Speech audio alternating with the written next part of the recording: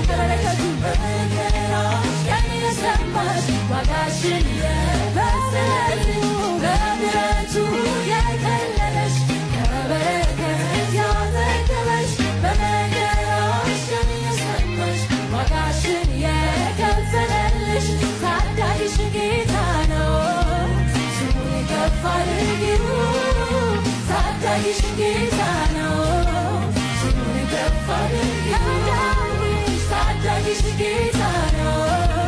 ስሙን ከፍ አድርጊው ታዳጊሽ